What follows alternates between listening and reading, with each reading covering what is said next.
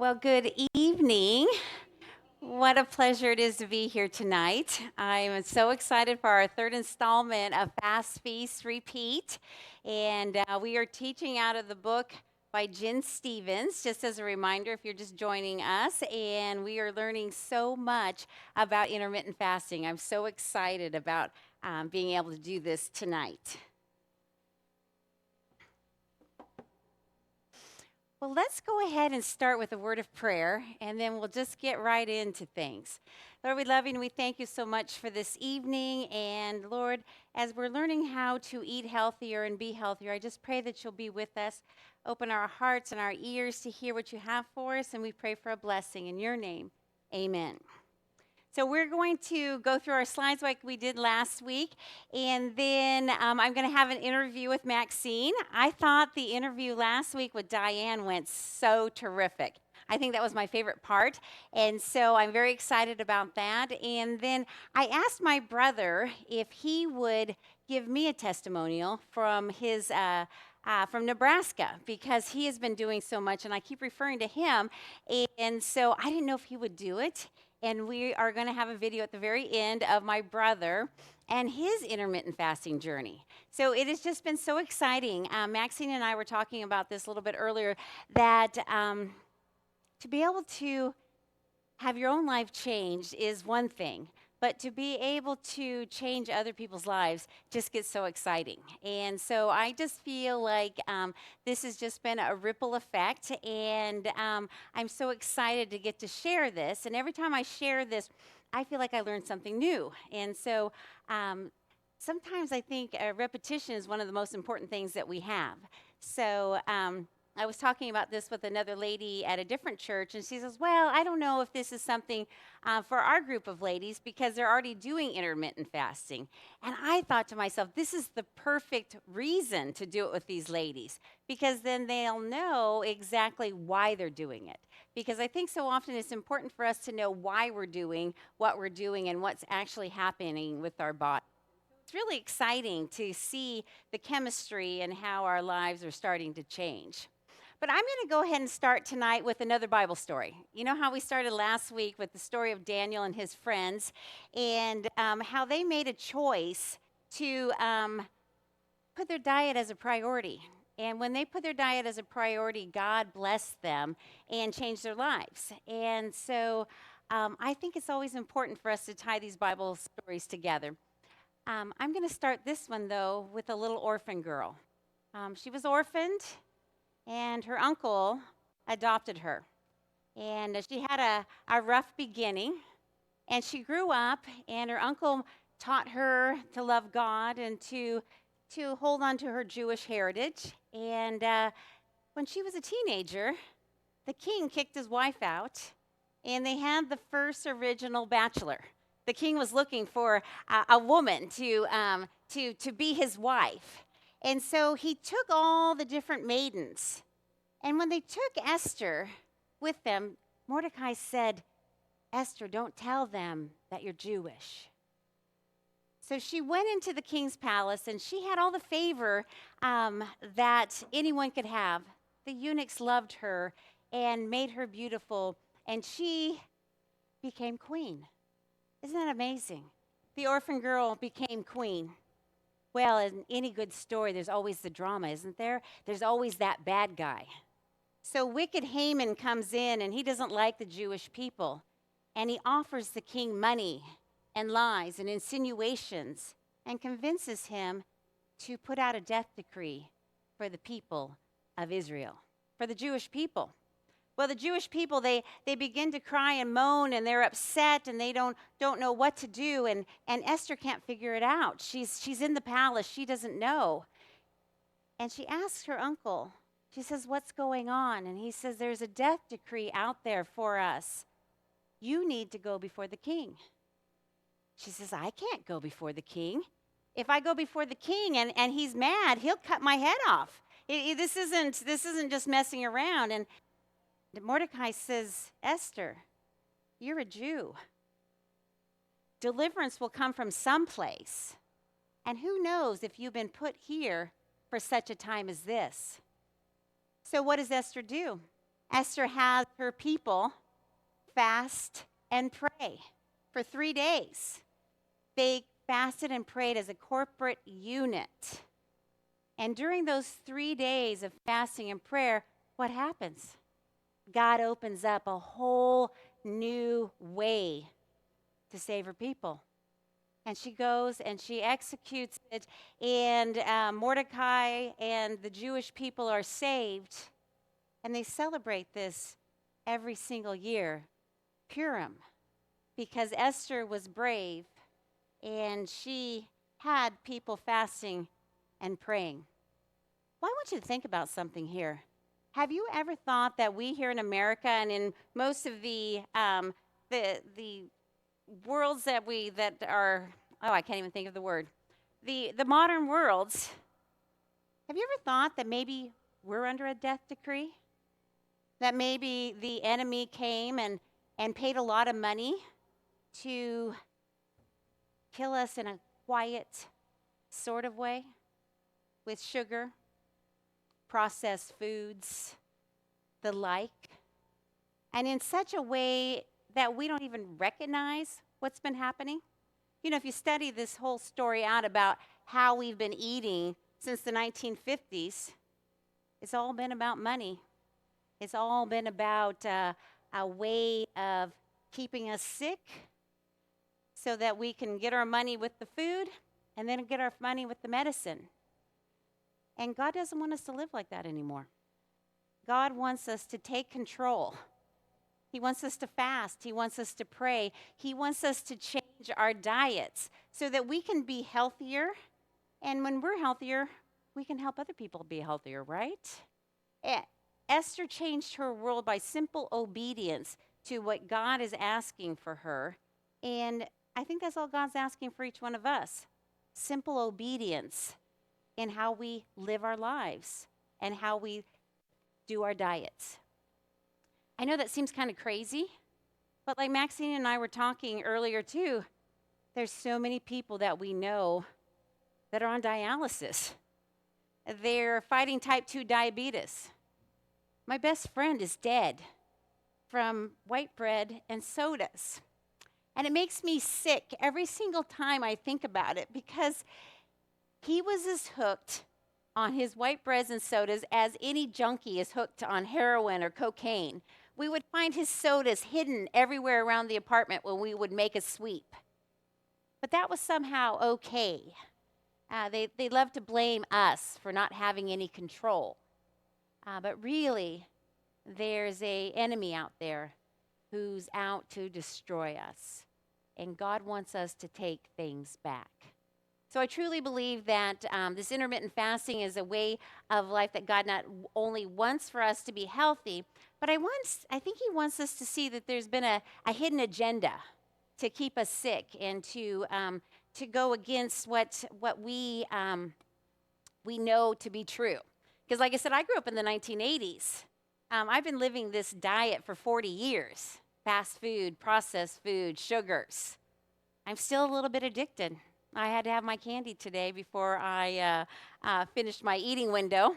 And I wonder if there'll ever be a time that I don't need something sweet. Have you ever felt like that?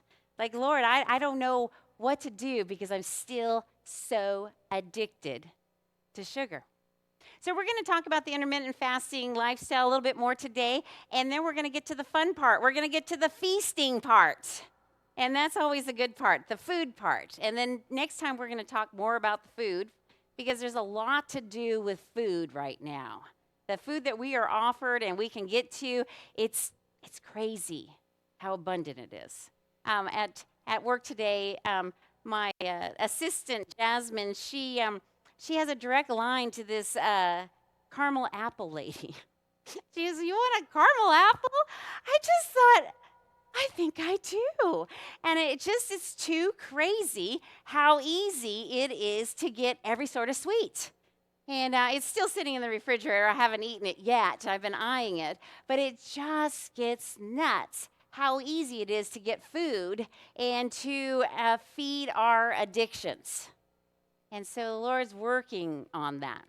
So if you've been doing this intermittent so most of us have been doing it for a little bit longer. There was a few who've only been doing it for the 14 days. Um, but you're going to find that as you're starting to do the intermittent lifestyle, you want to tweak it till it's easy. So there's going to be sometimes that you're finding that it's very hard to do, and there's other times that it seems so simple. Now, like today, I woke up hungry. I just was miserable today. Last week, I fasted like a champ. I thought, I can do this, and look at me. And today, I was hungry all morning long. Man, I sipped my water, and I drank things, and I paced, and it was slow. And then she offered those candy apples, and I said, sure. And man, I went shopping, and boy, by 1 o'clock when my window opened, I was starving. So I don't want you to be under any illusion. This is hard sometimes. It's hard. You're just thinking, man, I wish that I could eat all the time and not have any of these cravings. But then you know what I do is I take my blood pressure, 117/69, and I realize that I'm happy by doing the fasting because I'm healthier and I feel better. So there's always going to be a struggle, and we want to tweak it till it's easy. And you want to find out the right approach for you. You're going to find out that your intermittent fasting lifestyle that feels effortless to you today may not feel effortless to you next month. And you may need to go back to your toolbox to try a different fasting pattern for a while. That's what I have been finding happening. There are some times that I just think I am fasting and everything is so good. And there's times that it's very hard. And then when we talked about last week, the toolbox, the fasting toolbox, fast clean, adapt to the circumstances and what's happening in your day, settle in to what's working for you, and then tweak it. So we're talking about tweaking it today. Now there's different ways to tweak it. We talked about this last week. Remember, you could do a longer eating window. You could do a shorter eating window. You can fast up and down, a 24-hour fast. You can have a shorter fast. You can just give up for a day sometimes. There are some days that I just give up. And then I start fresh the next day. And you know what? By the next day, I feel better. I'm ready to go. Sometimes you have to cut yourself a little bit of grace. And that's what this is all about. It's not a diet. It's a lifestyle. And when I find that I am struggling, I go back to kind of tweaking how things work. But how do I know if a tweak's working? How do you know if this is working for you?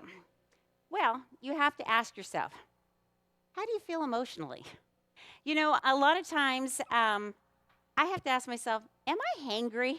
Am I just so upset that I'm ready to just, I have to be very careful about my intermittent fasting on Fridays. I watch my 2 grandbabies. They're 3 and 1. And you know, sometimes a 3-year-old and a 1-year-old at the same time, when they're screaming and crying and there's a wet diaper and there's this kind of thing, I find I'm a little hangry that day.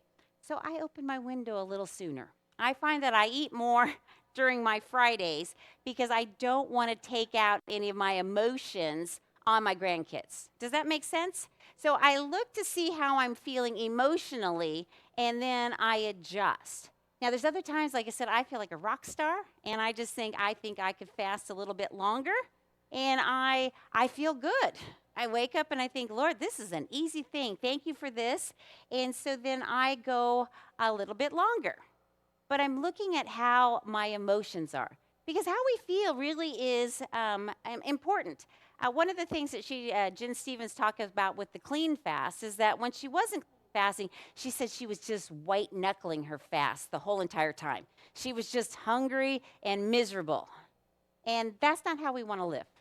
I don't want to be hungry. I don't want to be miserable. Now, today I had one of those days, but I made it till 1. I did okay. I had some energy. I was all right, but I was looking for how I was feeling. If you find that you're grumpy and you're crying or there's something going on, then you know the tweak isn't working, and then you need to adjust to that, and that's okay. We want you to be able to adjust. Now, how do you feel physically? Well, how you feel physically is so important. A couple weeks ago, like I said, I had kind of the allergies and I didn't feel really good. I was just kind of tired. that was not a good time for me to do any kind of long sort of fasting. I had my basic eating window. I ate my food, and then during that time physically, I laid on the couch and I binge watched some shows. I rested, I relaxed. I was not up to doing a big long fast. Now, there's other times that I feel very good physically. I think that this is doing so well. I'm riding my bike, I'm walking, I wake up and I'm feeling very good. So then I know that a tweak is working. Does that make sense?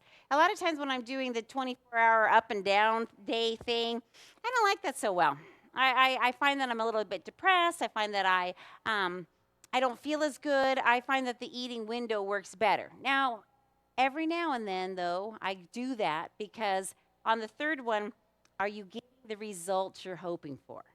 So it just depends on what results are you hoping for. That's one of the things that I want you to be thinking about this week. What am I doing with this intermittent fasting and why? Am I wanting to lose weight? Am I wanting to be healthier? Am I wanting both? I think for most women, we all want to lose weight, don't we?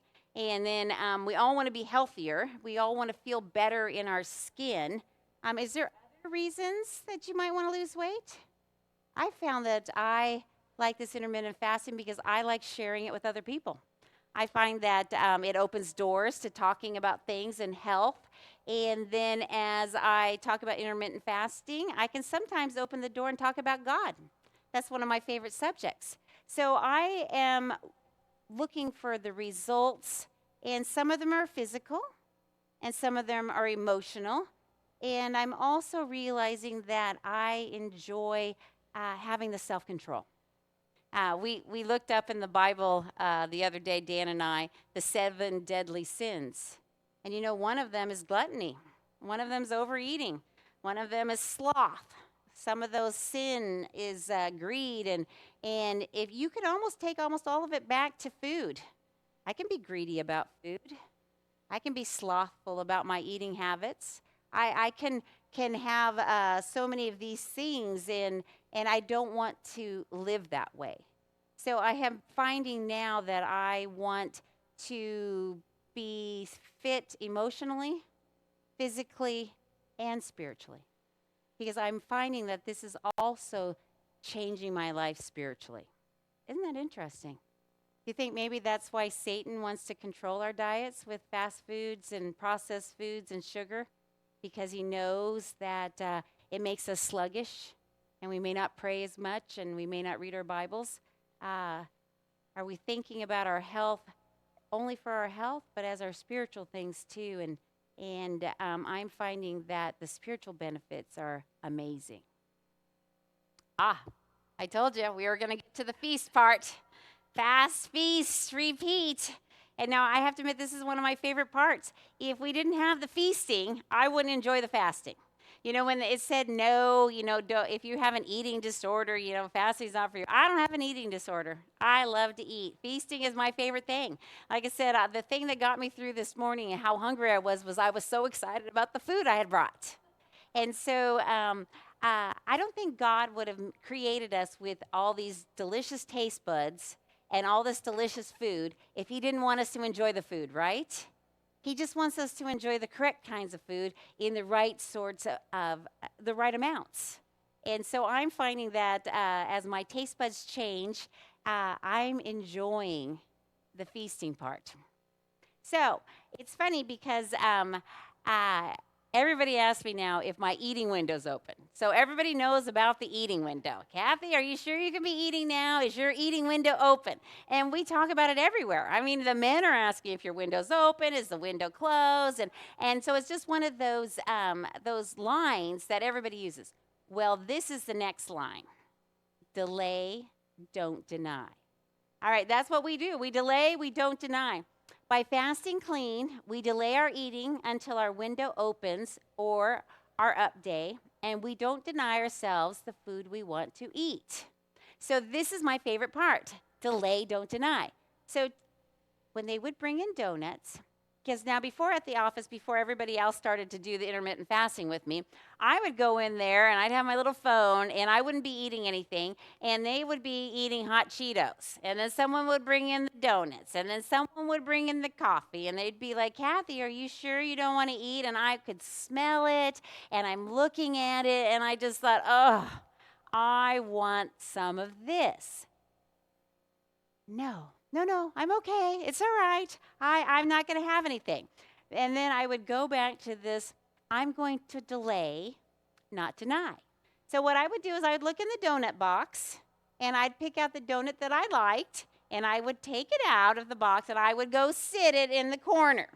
I'd look at that donut, and I'd put it away, and I would know that I was going to get that donut later because I was delaying, not denying. Now, I know that sounds a little nuts, but see, on any other diet, the diet, you have to follow it, the protocol, and if you don't do this, you don't do that, and you always feel like you're missing out. Well, with this, I wasn't missing out because I watched everybody else eating their donuts, and that was great, but I knew I was going to get one, and that made me happy. And that's what this intermittent fasting has really done for me. Dan, he pulled out the other day up at the lake. He goes, I've got something for you, Cathy, and he pulled out the bag of barbecue chips because he knows I love barbecue chips. He goes, is your window open? And oh, yeah, it was. So I was delaying, not denying. You know what I mean? And yes, it's not good for me. I know. And that's what we were talking about too. There's so many treats. But I have found the more often that I delay, don't deny, I don't end up wanting the donuts as much.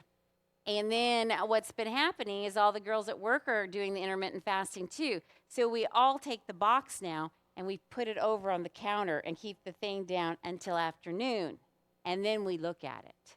You know, that's the wonderful thing too. If you can get your friends or coworkers to fast with you, it makes it so much easier. Now, when I would wait and fast, not eat until 2 o'clock, the girls were so cute too, because they always leave me their French fries. Cathy, I know you like your French fries. And so there would always be a little thing. And the worst thing is that 2 o'clock, I was so hungry, those cold fries really tasted good. I didn't even heat them up. But I would delay, not deny. And so it really satisfies up here. I don't even know how to explain it, but you're just not left out. And then I didn't tell the girls I was on a diet. I just said, oh, yeah, I'll have that a little later. Thank you so much. So they could share their food with me. I could enjoy it, and then they'd come in and, it was delicious. And they liked watching me eat, and now they're joining me. Isn't that fun? I mean, I just think it's so fun that our whole office is a little bit different. Now, every day we delay eating, and then we don't deny, but we also don't have permission to overeat just because our window's open. Now, I tell everybody in the first 28 days, you can eat whatever you want in your eating window because you're trying to get your fasting muscles going. But if you really want to lose weight or you want to get healthier, here's the key. We delay, don't deny, but we can't really overeat. And that ends up being the problem because, like she says, you can have the one donut, but you can't have the dozen.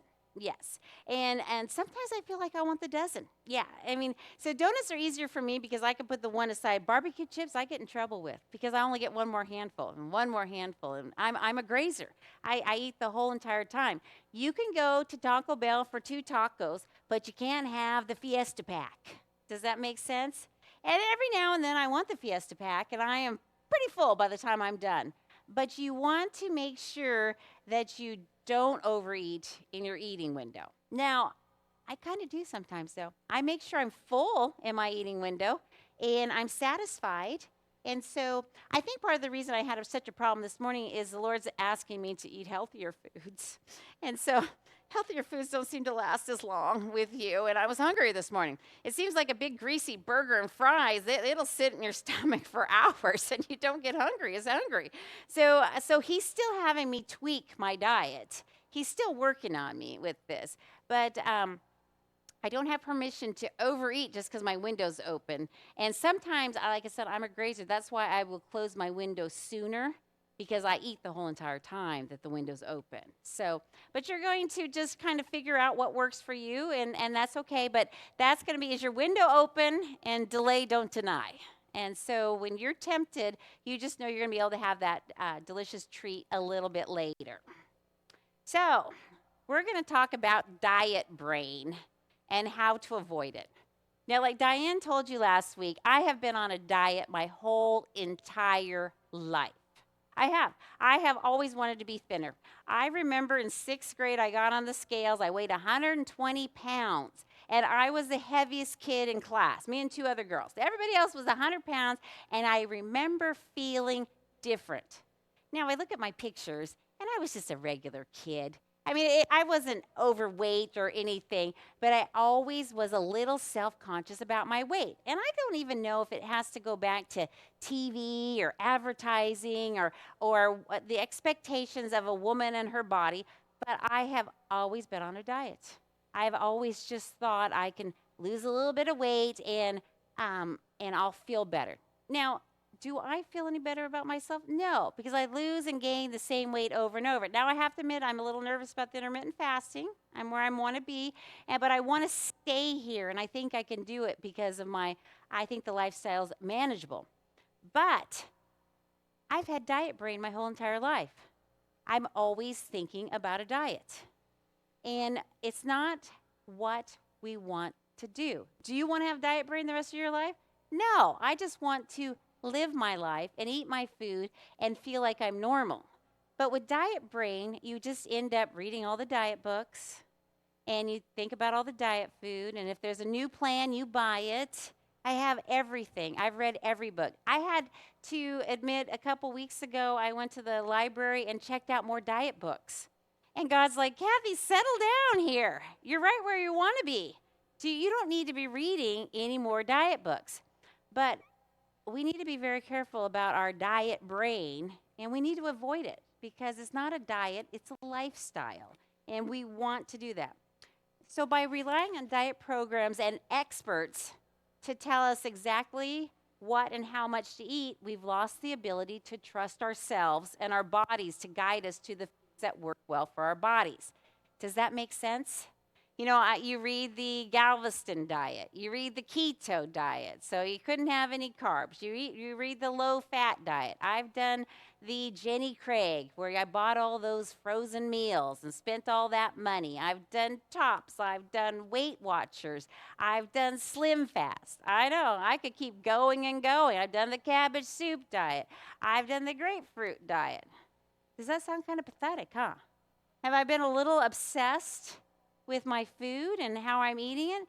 And the thing is that I would follow the regimen and it would work for a little while, but then it never lasted. Like I said, I told Dan when we first got married, I gain and lose the same 20 pounds over and over because I start on a diet and I lose the weight and then I get sick of eating that way because I don't delay and deny or whatever it is. I just follow the diet, and then I was tired of not getting a donut. I was tired of being the one singled out, and I wasn't learning to work with my body. I have learned that my body likes certain things, and it keeps me at just a pretty good weight, and other things don't work so well. Every time I would try to go on a low-carb diet, or that keto diet or whatever, I never lost weight. Never. It doesn't work well for my body. Now, I have other people who lost weight just fine. So it just learning to depend on who you are. I'm a snacker. So having a 4-hour eating window works perfect for me because I snack the whole 4 hours and then I'm done. So that works good for me. But as a snacker, like I said, I would snack from 7 a.m. till 10 p.m. Just a bite here, just a bite there, and was killing myself with the insulin. I know that's how I am. I watch other people have one meal. I don't know how they do it because I just always got my fingers in something. But you also need to know, too, what foods work well for your body. If you're always reading the books, you don't know what works good for you. And what I've been finding with the intermittent fasting is that I'm finally full. I've never been full in my life. I've always just eaten little tiny meals. And I'm figuring out my body what works good for me, what makes me full, so that I'm not going to be hungry so much the next day. and I'm figuring it out about me. And what's different for me, like Diane said, is completely different for her. She and I eat completely different, which is fine. As long as it's working for you, it's working. So we need to trust ourselves and our bodies to guide us into the food. And the other thing that I'm learning too is to pray about it. I'm asking God about this. This whole intermittent fasting thing has been God's idea. And so when I get a little stuck and I don't know what to do, I say, Lord, I'm not sure what to eat. And then something shows up in the food giveaway or something happens here. And I'm okay with that because I want to know what's going on. Every person's body is different and responds differently to different foods. Get to know your body and stop reading the diet books because the diet books are, if you listen to the diet books, one says, protein is good. The other one says protein is bad. One says carbs is good. The other one says carbs are bad. You can find any different book and find the other book that says something's opposite. But the thing is they've been studying different people's bodies, and they are learning that when they feed us the same things, our bodies respond differently. So Rose and I, if we were eating the same thing, we don't know if we'd have the same responses. Her body might like broccoli, and mine might not. And so that's okay. I don't know how many times Dan and my daughter-in-law, who don't like fish, how many people tell them, oh, you like this fish, and just try this out. And no, they don't like it. It doesn't work for them. So find out what works for you. I like hard-boiled eggs and toast. I could eat that all the time. Diane thinks it's disgusting. And so that's okay too. But it's just learning what's working for you works. I don't want to eat too much meat. Other people love meat, and it just doesn't respond. But you stop reading the diet books and then learn what your body likes. And like I said, so I deleted those books, those diet books, and I just have my little fast, feast, repeat, and my Bible. And I go from there. The interesting thing, too, is that God's word really does tell us how to eat. And he shows us what's clean and not clean. And if we kind of followed his diet, it would be a lot easier, I think. But sometimes we would prefer to follow the experts. So bio-individuality. I thought that this was so interesting because it's on the same premise. We all have different bodies, and they all respond differently. My girlfriend Kelly, she loves chicken and salad. She can live off of chicken and salad, and I just don't like chicken and salad at all. I like carbs. It's funny, this Jen Stevens, she got her DNA analyzed, and she does very well with carbs too. She says that when she was losing her most weight, 2 pounds a week, as she was getting closer to her goal, a couple nights a week she'd have big old baked potatoes with butter and sour cream. And she said she found them so satisfying, and she didn't feel hungry, and she lost a bunch of weight. Now, if you read the diet books, they would say, oh, there's too much fat, too many carbs. But for her body, it works. I seem to be kind of that way. She's very tolerant to caffeine. I can drink a cup of coffee and go to sleep.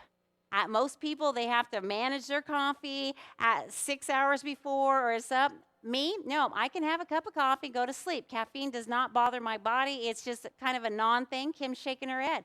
We have different bodies, different bio-individuality. So there's no thing that fits each one of us. We all are working different. And it's good to know that and to be okay with it. I'm not this, God created us different. They say that there's actually a gene that has mutated, and some people respond better to carbs than others. And there's about a 50-50 split. So if you take everybody's DNA and see how they respond, some do well to carbs and some don't. That's just who we are. And so there's no sense trying to make each one of us act like the other. Studies show that we all have bodies that have different responses to the same exact foods. Isn't that crazy? They say if you're eating the same thing, like I said, Rose and I are eating the same thing, her body might burn it and her metabolism's just zooming, and mine might just sit in my gut and do nothing. So you want to eat what works for you. And it takes a little while to figure it out, but for most of us now, we at our age, we kind of know what works. I have tried the keto diet, the high-protein diet, so many times. I've never lost a pound. My daughter's like, Mom, just stop already. You know it's not working for you. She's right. It's not working. I don't know why I let these diet books get into my head. I have diet brain. So I've had to explode the diet brain. And like I said, it always does want to come back. I look at the supplements and I just think, oh, maybe I could try that. And the Lord's no, just stop eating. Stop. Cathy, stop the madness. And like I said, I have all these little, MCT oil. It's just $20. I could just try that. No, stop. Stop trying. Stop trying, Cathy. I really have to talk myself out of it. So fast and eat the foods that your body responds well to, correct? So figure out what's good for you, and I think most of us know that. I love salads. My daughter's vegetarian. She hates salads. She goes, Mother, I can't stand salads. I know Carla doesn't like salads. So that's not something that she wants to eat. When our window's open, don't you want to enjoy your food? That's the one thing I loved about Diane's interview with me last week. You can tell she enjoys her food now. I had no idea that Diane had any shame about her eating, and she loves Friday nights now because she can eat her pizza and not feel bad about it.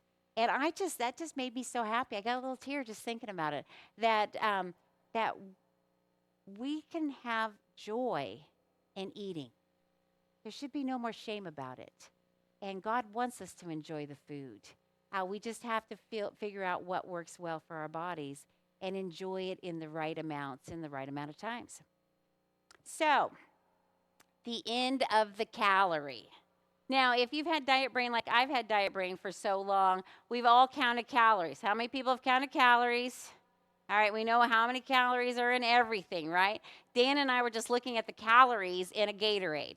You know how they trick you with the calories, right? They say 150 calories per serving, and how many servings were in there? 2.5 servings. Yes. And then there was 98% of your sugar that you need for a day was in that Gatorade. It just was fascinating reading that thing. And the thing is that if you study where calories came from the 1920s. They figured out how the burning and the science and where the calorie came from. But why they were looking at the calories is so interesting because back then, people were hungry. They were starving. They were coming off of the Great Depression, World War II. People were not getting enough food. So they wanted to figure out how many calories it would take to keep people alive. And so they figured out the calorie counts, and then they would make processed food because the processed food, it was easy to get to people. It was easier to deliver, and then they could eat quite a bit and get enough calories to stay alive. So when they were figuring out the calorie, they wanted you to eat enough to stay alive. And then I think that's when the food industry figured out, well, wait a minute, we can process this food, put it into packages, charge so much money, and then people will buy it and it'll work out. So you can see, I think people meant well. It's just that they realized that everything sold a lot better the more sugar and salt they added to it, right? Yes, and fat. Now, we read about that Gatorade. They said that you wouldn't have drank the Gatorade that they gave the gators when they first made it back in the 70s because it tasted so nasty. But if you add enough sugar to it, then we'll all drink it. So it's all about sugar and fat. But you see, with the calories, we wanted to make sure people didn't starve to death. And then now we're counting calories, and it's making us crazy, right? I always was counting my calories. I knew how many was in a lean cuisine. I knew how many was in this. I added that. I added this. I just knew all of that. And it was nuts. And our bodies do not use all calories the same way. We've oversimplified the way calories work in our body, right? Because you know that 150 calories in a Pepsi is not the same as 150 calories of almonds, right? It's not going to process in our bodies nearly the same. So if we're doing a 1,500 calorie a day diet, and I mean, you can have that, and you can have Pepsi and ding dongs and some ice cream and maybe a can of corn. But is that going to be good for your body? No. Well, yeah, Carlin goes, yeah. And some days it is. I know, I got you. Some days it's just, delicious. But the thing is not all calories are used the same, correct? And so if you're counting all those calories, that what I love about this diet, well, it's not a diet, lifestyle, sorry, is that I'm not counting calories, I'm counting hours. And then I eat around there. I don't know how many calories I ate today. That's wonderful. Isn't that yay? Because I used to always know, oh, I'm at 1385. I used to have that new map and I would put everything in and I knew the green and the yellow and I think I was okay. The madness. But not all calories are created equal. And so, I would eat that lean cuisine, I would put it in the microwave, and it had 280 calories. Well, but it was full of processed foods,